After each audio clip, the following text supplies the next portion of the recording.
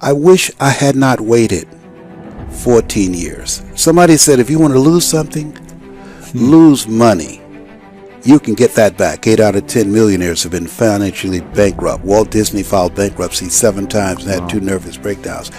But don't lose time. There were 14 years I sat on the sideline.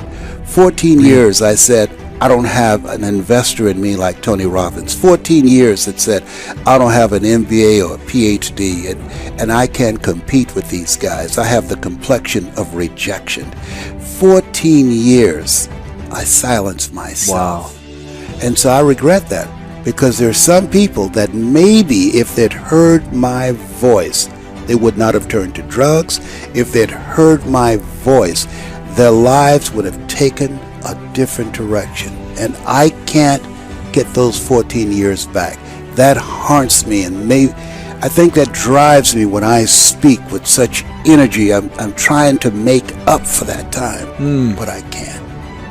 You don't achieve worthwhile goals quickly or easily. They take time. They take struggle.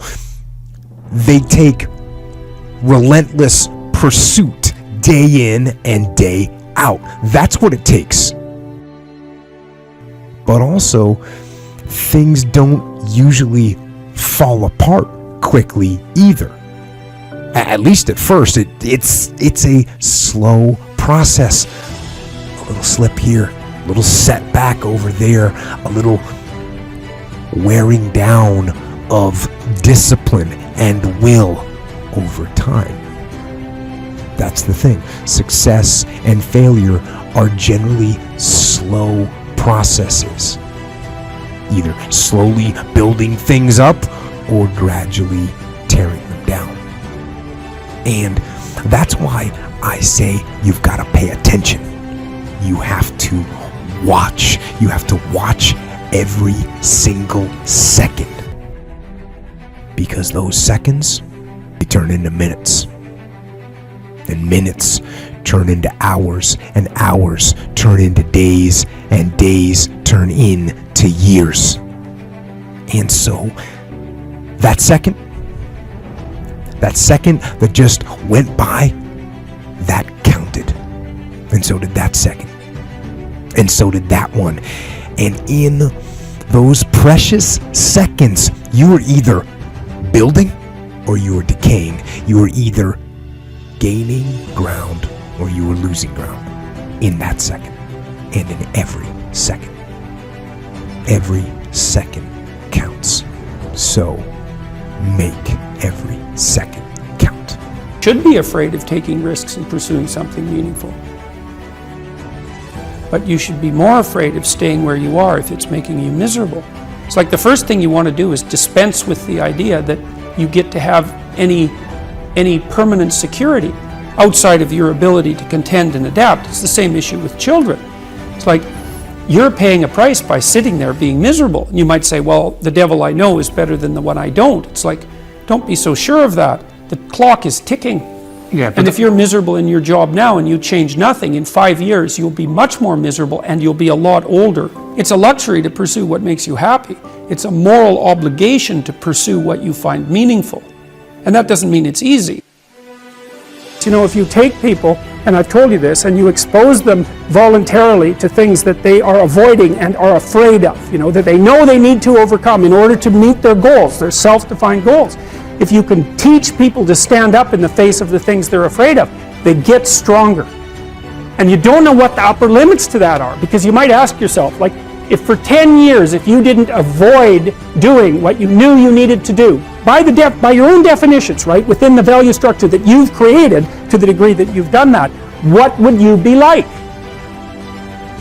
Well, you know, there are remarkable people who come into the world from time to time, and there are people who do find out over decades-long periods what they could be like if they were who they were, if they spoke their being forward. And they get stronger and stronger and stronger, and we don't know the limits to that. We do not know the limits to that. Time is short. What is your life? It's even a vapor that appeareth for a little time and then vanisheth away. If someone had told me when I was 20 years old that life was very short and would pass just like that, I wouldn't have believed it. And if I tell you that, you don't believe it either. I cannot get young people to understand how brief life is, how quickly it passes. It seems like yesterday I was in school.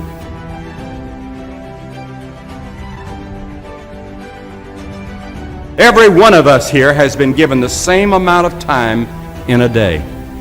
1,440 minutes a day, 168 hours per week. The days of our years are 80 years and 10.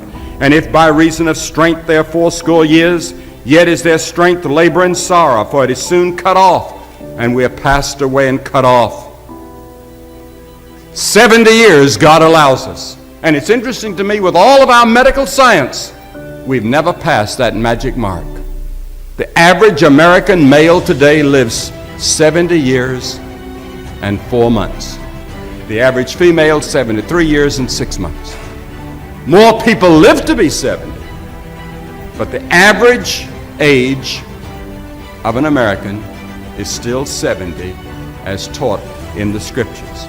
Now, 70 years God allows us. Let's think a moment. What do we do with those 70 years? The first 15 are spent in childhood, and then 20 years we sleep. And then the last 5 years, physical limitations are curtailing your activities. They haven't curtailed mine yet, but my 5th year till 70 starts next year. Only 30 years left, and part of that time must be spent in eating meals, working, and figuring out your income tax, things like that.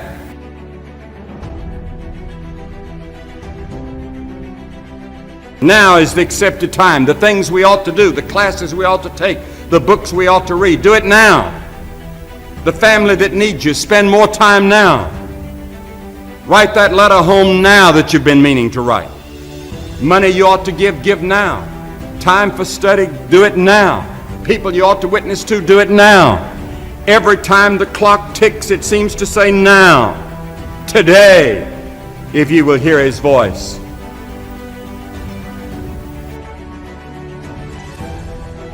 There is the category of problems in life, and it ain't going anywhere. And so the question is, can you deal with the whole category at the same time? That's the thing. That's how to be in the world, is to deal with that category all at the same time. And so how did human beings, what did they come up with as a solution? And that's so cool too, because the solution they come up with not only was the heroism that allows you to approach what you're terrified by and what you find offensive and to learn from it, but also the idea of sacrifice, and that was played out by cultures everywhere, including human sacrifice. And you think, what the hell was up with those crazy bastards so long ago? They were sacrificing to gods all the time. What kind of clueless behavior was that? Burn something and please God. Burn something valuable and please God. It's like, what was with them? What were they thinking? Well, they weren't stupid, those people. If they were stupid, we wouldn't be here. They were not stupid, and believe me, they lived under a lot harsher conditions than we do. So those were some tough people, man. You know, back then you'd last about 15 minutes. And so you don't want to be thinking of your ancestors as stupid. Like, there's no real evidence that we're much different cognitively than we were 150,000 years ago. So anyways, sacrifice. What does that mean, sacrifice? Well, it's a discovery, man. It's the discovery of the future. It's like the future is actually the place where there is threat. And it's always going to be there. So what do? You make sacrifices in the present so that the future is better.